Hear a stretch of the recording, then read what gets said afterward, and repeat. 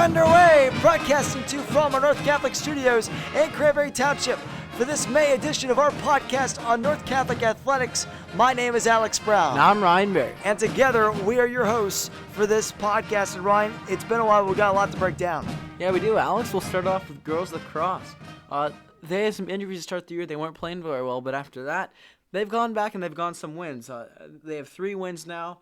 They had a win April 27th, 18-8 against Trinity. Annie Schleppe had 9 goals, Alex. 9 goals. That's just incredible. 3 hat tricks. Eva Seba, I think I'm pronouncing that right, had 4 goals. Ella Fulford had 2, and Vivian Hood had 2. That's a big win. And before that, they had previously beaten Ambridge. They put up, I think it was over 20 on Ambridge, and they really beat them up. And then on April the 29th, just a couple of days ago, about a week ago, I should say now, they girls lacrosse team beat Knock, and where was that at? I think that was at Knock, 10-5, and a big win. Annie Schleppe had 5 goals in that game. Avery Saba 2, Jessica Vetter 1, Vivian Hood 1, and Ella Fulford 1. In that game, Alex, they kept them in the playoff hunt. It did. It's keeping them alive for the time being. They probably have to win out to be able to make the playoffs, and maybe that's not even going to be enough. And they might need some help. Yeah, it's good to see they're getting some wins, and hopefully they can try to make a playoff run. But when you have players, those scores are a lot by underclassmen like Annie Schleppe. She's a sophomore, and she's putting up big numbers. Jess Vetter's a sophomore. Yeah. Vivian Hood's a sophomore. Yep. But some big numbers, really are. Some big numbers, and they're winning games that they have to down the stretch. That they're coming down a lot hotter than they were when they started. But as we talked to Gian Tabacchi, it's a lot more of a learning experience when you have the younger players, Ryan, and that's the same in any sport when you have those underclassmen. It definitely is, but I think they'll be a lot better next year and in the year after that to be able to progress over those as those sophomores rise in the grades. Now when we move on to boys lacrosse. Boys lacrosse, they've had a tough year, Ryan. A lot of close games, and they just haven't come out on the winning side of a lot of them. Yeah, they've been a little bit unlucky. I mean, had some injuries, been missing some players for a lot of games for different reasons. But, I mean, you look at their schedule right now. They had a nice win against Hampton, but they had a 1-goal loss, 11-10 to North Hills, a 1-goal loss, 9-8 to Scheller, and then a 2-goal loss to Moon, 13-11, and then a 12-11 loss to Central, another 1-point game, Alex. So they're being competitive. They're just not able to end up on the scoring end. A couple of those games have been in overtime as well. Yeah, I mean, they're just not getting the balances of the goals that they need to be getting right now to be able to put together some wins. As you said, they have been banged up throughout the season, and they played some good teams as well. They have played some good teams, but they're just not getting the scoring production, and when they get the scoring production, they're not getting the defense that they need to be able to win these games, because it's tough to win a game when you're not playing at least decent on both sides of the field. It definitely is, but hopefully they can get some wins down the stretch. I think they're still in the playoff hunt. They have to win some games though. They're going to have to win some games going down the stretch. And they're going to need some help probably as well as they come down the stretch. But they have the tools to be able to do it. They have good players. They just need to put 2 and 2 together and finish strong on the season. And we'll update you on that as we move along. Let's transition over to some boys volleyball. Yeah, Alex, they're 4-3 in their last 7 games. They've had a great start to the season. They won their first 8 or 9 games against some good teams. They jumped up to number 1 in Class 2A. I believe they're ranked number 2 right now in 2A after losing to Olsh and Ambridge. But they're still having a very successful season, Alex, and they're going to have a game against Olsh to try to clinch the section down the stretch. And they've had a really tough section, a really tough schedule, so props to them after losing a lot of seniors to still be able to be as competitive and dominant as they have been this year. And they've really been, as you said, really dominant against a good section. There was a time, Ryan, when they were the number 1 team in the 2A, I should say. They're number 2 or 3 right now after their loss to Olsh last night. But there was a time when they were number 1 of the section, and they had beaten, and not only in the section, but in the whole of 2A, and they beat the remaining 5 teams behind them, the 2 through 6 in 2A at that point. And the top 5 teams right now in 2A, 4 of them are in North Catholic section. So that shows just how good their section is. But they've been really able to weather the storm really, really well. They only have 2 losses in conference. They're 7-2 at home. They've been great at home this year. Their game against Ulch was really an anomaly in terms of how they played as of late against good teams. They lost to Ambridge at Ambridge 3-2, but that was in 5 sets. But that sweep that Ulch game last night, I think that might just be a bump on the road. It definitely could be, and let's hope it is. Yes. And the boys volleyball team has 3 games left, one against Beaver County Christian for senior night, then a game against Montour, who is the 3rd-ranked team in 2A as of now, and then Our Lady of Sacred Heart to end it off at what could be take it for the section game.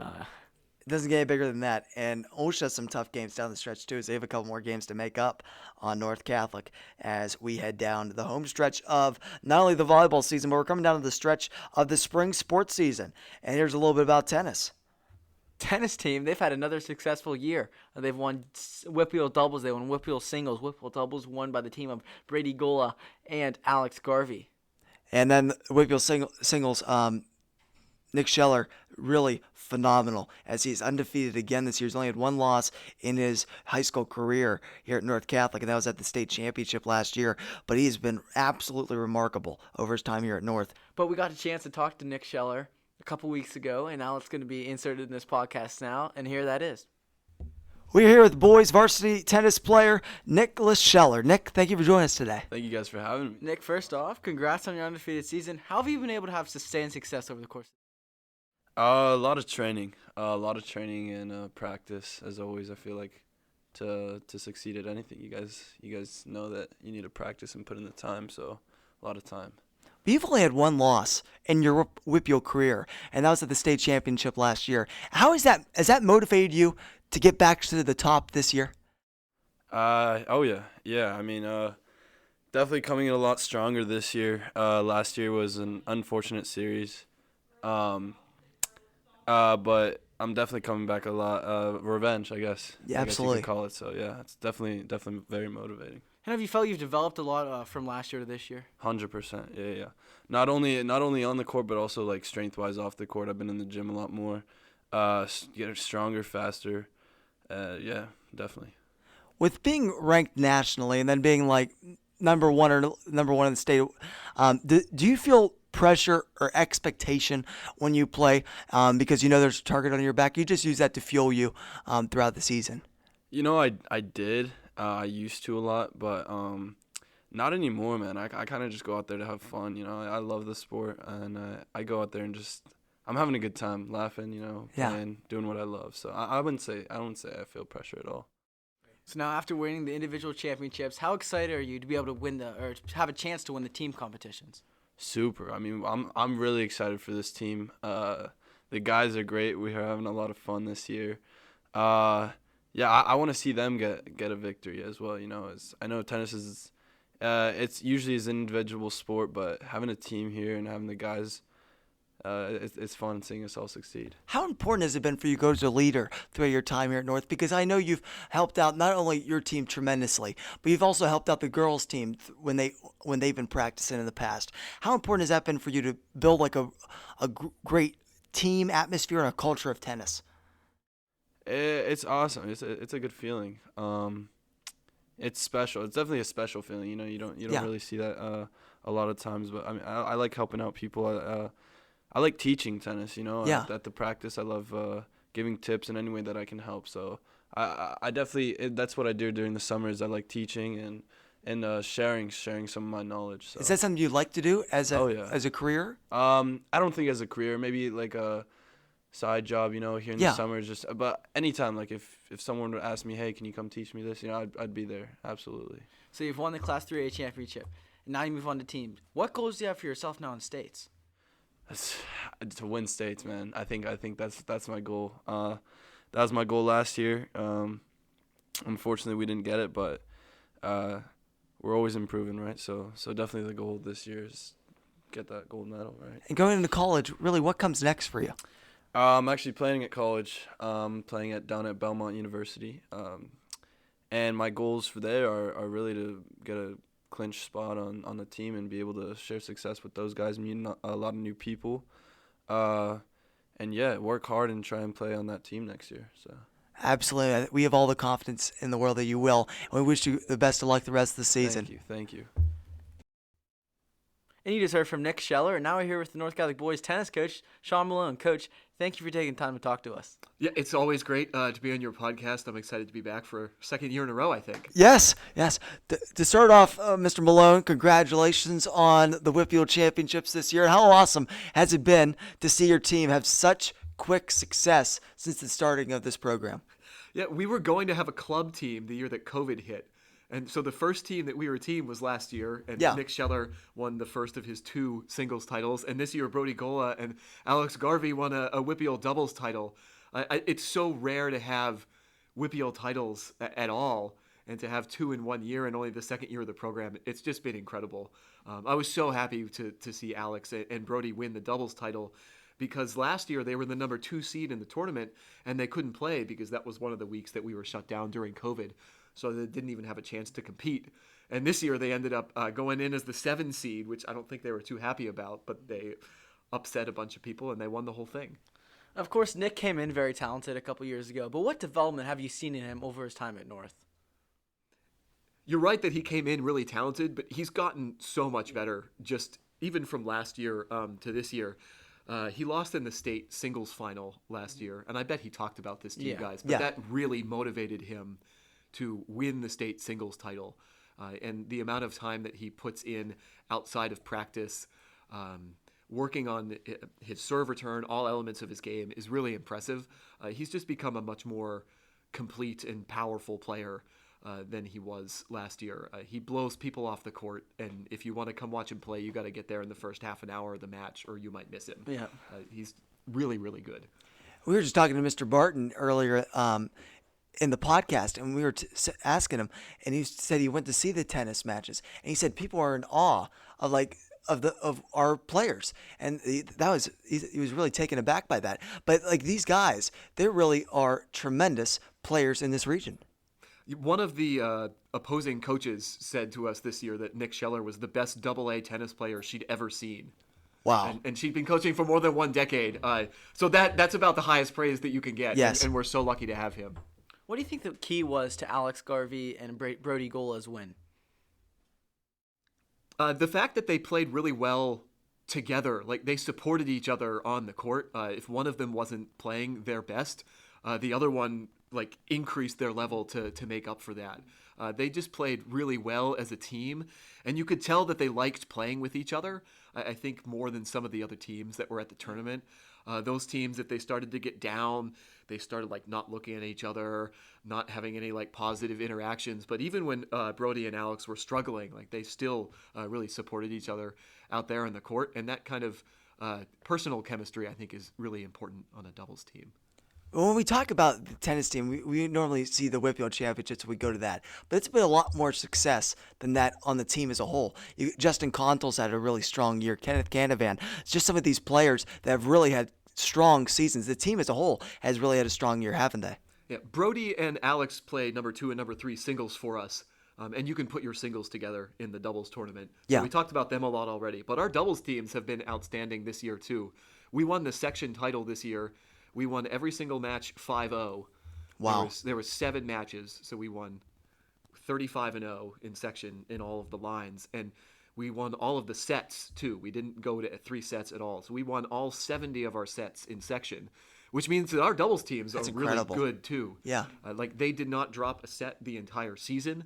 And just in our first round playoff match, Canavan and Contul at first doubles didn't drop a single game. And then our second doubles team of Justin Sickett and Timothy Prinz von Prusen, a German foreign exchange student who's really helped us out this year, they won 6-3, 6-1. So our doubles teams have been incredible this year as well. And that's huge because the further you move on into the WPIAL tournament, you're going to be playing teams that are deep, that might steal a singles point from us. And so we need our doubles teams to be good. And this year, much more so than last year, I'm confident that against pretty much any team, we can win one of the 2 doubles points. Did you expect when you started coaching that you were going to be able to build this team as fast as you had to be so successful? We knew that we had Nick and that we had Brody coming in. Yeah. And I had played double-A tennis in high school, so I knew if you had one or two good players, you were going to be okay. Yeah. If you could just find a way to win one of the other positions. What I didn't know is that we would have a really solid lineup of 7 starters. Alex Garvey, the COVID year, he was a freshman, and he came to practice like, oh, this kid is really good.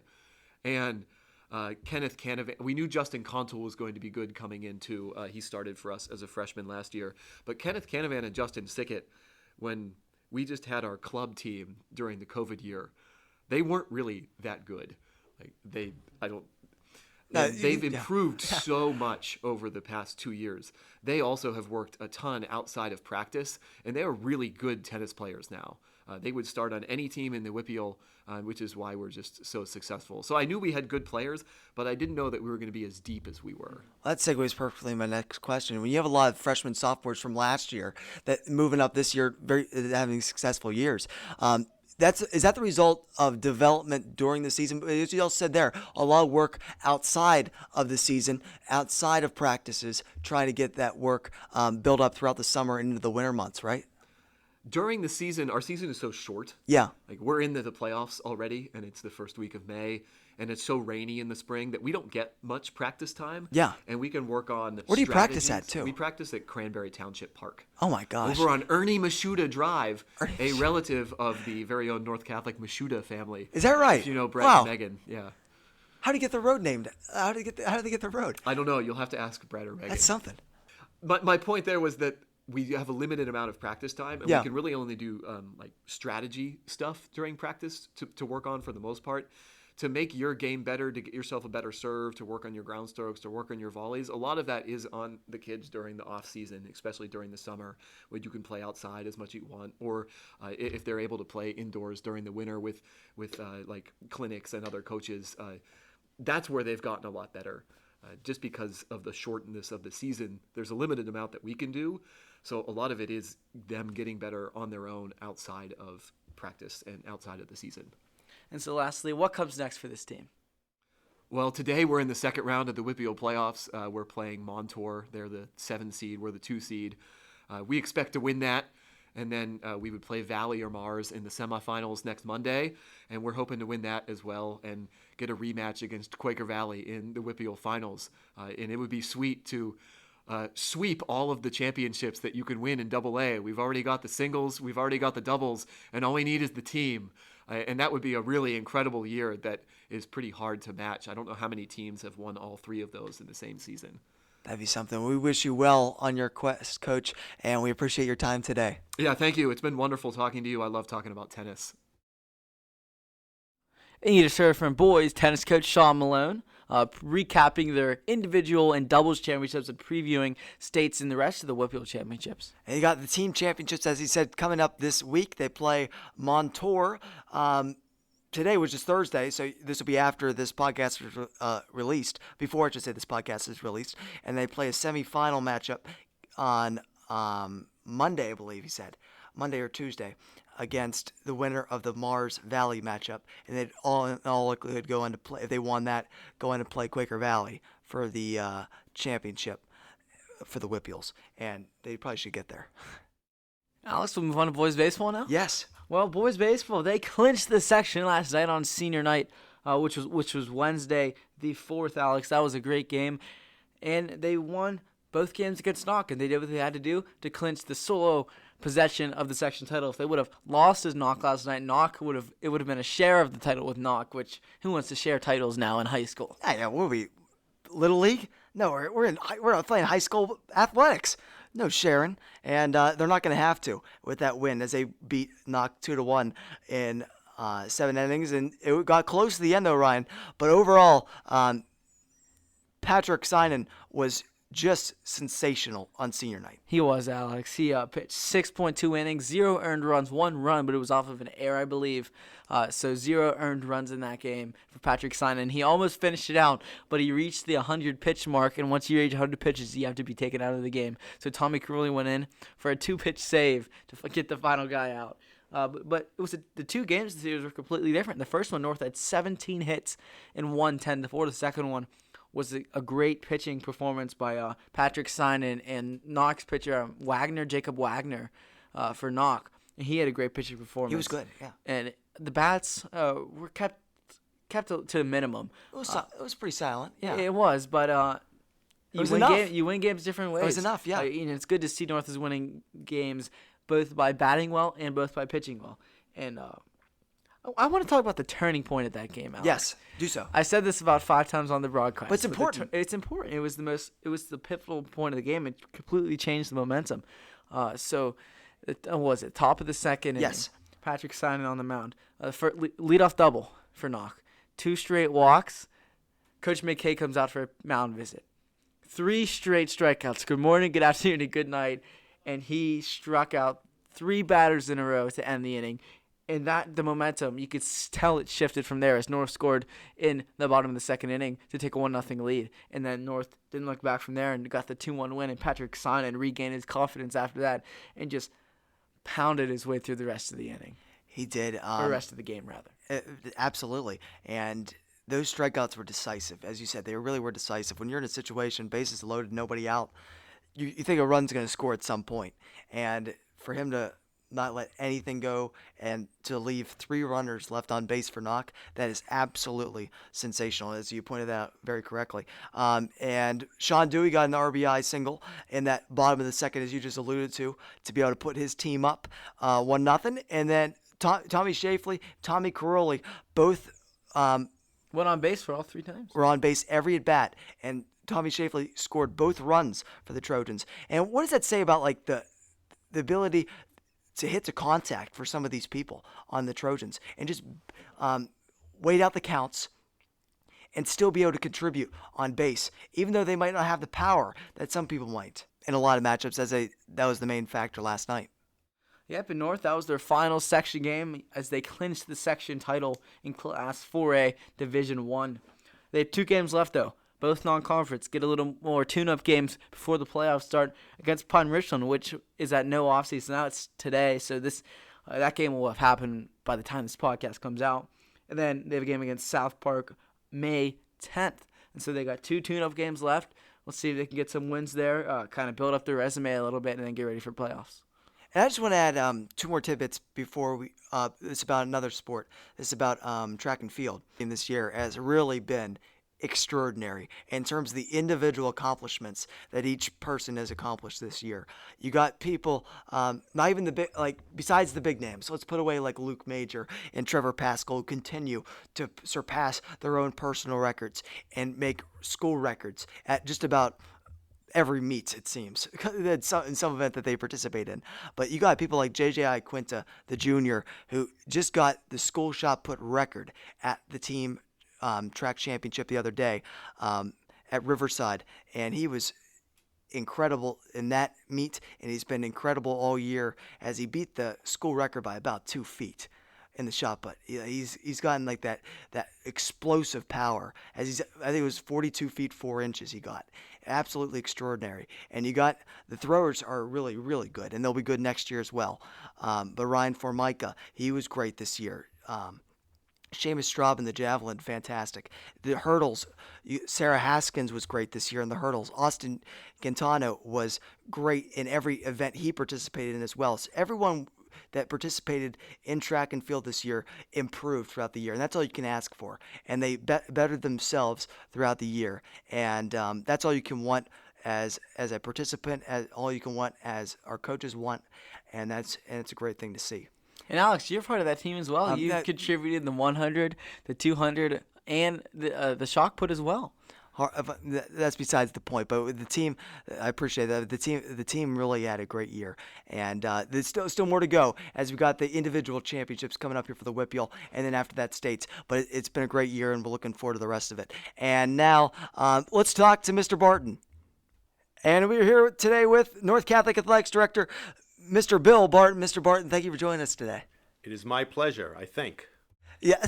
Mr. Barton, your career has taken you to a lot of places. So what brought you here to North Catholic? Well, I like the Pittsburgh area. I still have a home here, and my kids go to Penn State. And I think the school is a fantastic place. Had you ever heard of North Catholic before you interviewed, since you've been here for a while? Yes. I remember when they were building it. And I before they built the St. Killian's, I used to come to Mass here on Sunday afternoon. Oh, yeah, in that's the right, yeah. auditorium. Yeah. I remember that they had the Mass all for St. Killian's in the auditorium for it was Yeah. probably over a year or so. Yeah, but they had that Yeah. Sunday afternoon one. So if you had to do something Sunday during the day, like watch the Patriots or something, you could come to Mass afterwards. Yes, of the Patriots. Yeah. Mr. Barton, what attributes are you looking to bring to your position here at North? I think a love of athletics, a passion for really wanting to help student athletes, and consistency across all teams and all sports. Are there any goals or priorities that you'd like to accomplish in your first couple years as athletic director? I don't know if they're my goals. I'd like the teams to be consistently good, to develop players, and I really like. I'm a big thing. I want every kid that's on the team, whether they're the star or the 12th man, to really have a good experience being part of North Catholic athletics. So you were an assistant coach for both Pitt and Duquesne basketball. What's your experience in college basketball? Well, everyone sees the excitement of being on the bench in the ACC tournament or when you get a big win. So that kind of stuff is great. And, it's being involved in college sports, especially at that level, like for ACC basketball is high level. So there's a lot of things that are, I don't know if the word is glamorous. So people say like, oh, I want to do that. But it's also a lot of hard work. You're on the road, 100 days a year, and you're flying to, Tallahassee, Florida, and then driving 2 hours out into the middle of nowhere. Yeah. Where, at 9 o'clock you can't get something to eat, and if you run out of gas, you're in trouble. So there's the part that everybody sees on TV, and then there's the part that, isn't as glamorous. Yeah. It can be a lot of work. And being that kind of recruiter in college, you know what these recruiters are looking for now from a lot of their players. Is that definitely something you're looking to bring to be able to guide the athletes here through those kinds of processes? Yeah, so I'm familiar with Division I athletics, all levels, and Division III. I think what I would bring is if people, parents, and students had questions, I would absolutely answer them. And if they needed guidance, I would help them. And, anything they needed, I would do. It's not something I'll go around like just telling people what to do. But if people have questions or family have questions, maybe we'll have a college night or something like that, a college night where people can come in and ask questions, things like that. Something we have planned. So after being a basketball coach for as many years as you have, what made you want to make the shift to be an athletic director? Well, when I first was a high school basketball coach, I was an athletic director, and I really liked it. And then I think I spent 26 straight winters as a basketball coach, and it just wears you down after a while. So then I just said, I'm just going to go back and be a full-time administrator. Not to say I'll never, ever coach again, but, this, for the time being, I think I'm done with it. Yeah. Did you ever coach club for basketball? No, I never did. Never did? High school. Just high school. A lot of prep school. Yeah. I coached at a place called Notre Dame Prep in Massachusetts, and it wasn't part of a state association. It was part of the prep school league, and we routinely had 6 or 7 kids go Division I every year. Yeah. So once I get into stuff like that, I don't want to go coach club or absolutely. Yeah, you don't wanna- teams or something like that. Yeah. I coached real teams. So Yes, real teams. Yes. So of course you're a basketball guy, but what other sports do you have a passion for? Do you like watching? Well, my number one sport is football. I have a big passion for football. I love high school football. College, I watch almost any game on a Saturday, and of course, sadly, I'm addicted to the NFL. So I'll watch that all day long. Patriots? Well, America's team, I think. Yeah, America's team. I don't know if you can say in a Catholic school, can you say they're God's team? Are we allowed to say that? You could say God's on their side. Yeah. Okay. Yeah. Sure. Yeah. But after getting your feet wet over like the last week and a half, what are your impressions coming away from like the last week and a half when you look at the state of the current athletics here at North? Well, I think the athletic program is in good shape. It's my 7th day, I think. So yeah. I've been to boys volleyball. Yeah. I was at the ceremony last night for girls volleyball. But I think they have a terrific team. I think they're going to be really good again next year, right? They should be, absolutely, yeah. At least that's what the girls told me. So I've been to tennis, and I went to the WPIAL match the other day, and there are some fantastic tennis players there. Like, I was amazed at how good they were. It was unbelievable. I think the other team was in awe of a couple of our players. Like, they were watching our guys and just going like, "Oh my, how can they be that good?" Yeah. But I think the athletic program's in good shape, and there's some really good coaches here too. I've met some really good coaches that are passionate, and I can tell they're good people. And so I think it's a really good. The athletic program is in really good shape. So looking back at your career so far, what are some moments you mentioned being in the ACC tournament? What are some moments that you just enjoy looking back on? I don't know if, like, you always think about different things, but I always like other than, like, I coached Michael Beasley in high school, and he went on to be the number 2 draft pick. So people always say, Wow, is he your favorite player, right? And I was close with Steven Adams at Pitt. He went for the prep school I used to work at. So I always remember those things. But I don't think that's tough. I like years later when I get letters, or I run into a guy that used to play for me, or a parent, and when they tell me how much they enjoyed playing for me and what the experience meant for them. And I have a lot of my former players that always say they want to get into coaching. They used to say, like, "Oh, we want to get a job like you, Coach Barton," and I would say, "Why? Because you don't think I do anything, right? You think it's easy." That's so. But I like getting those phone calls. Well, that's great, and we really do appreciate your time today, and we wish you the best of luck, and we'll be seeing a lot of you over the next couple of years. Now, do I get paid for being on your show, Alex? Not yet. We need to work on that. We'll need to work on that. All right. Well, thank you for having me. Thank you, sir, from North Catholic Athletic Director, Mr. Bill Barton. That was a great interview, and me and Alex are excited to see what he has in store for North Catholic Athletics in the future. Absolutely. He seems great. He's gonna be a great addition. He has the experience. He has the knowledge about not only high school athletics, but that insight into college, which is so important, especially through that recruitment process when college comes, to try to get kids to come to their schools, and that's gonna be a great acquisition as we go down along the road. Yeah, that wraps up our podcast, Alex. We've got another one, a couple good interviews. We got Nic Scheller, Mr. Sean Malone, and then Mr. Bill Barton. That's a great group. And we appreciate all their time. And Ryan, that wraps it up. It does, and remember, we are your home for everything North Catholic Athletics.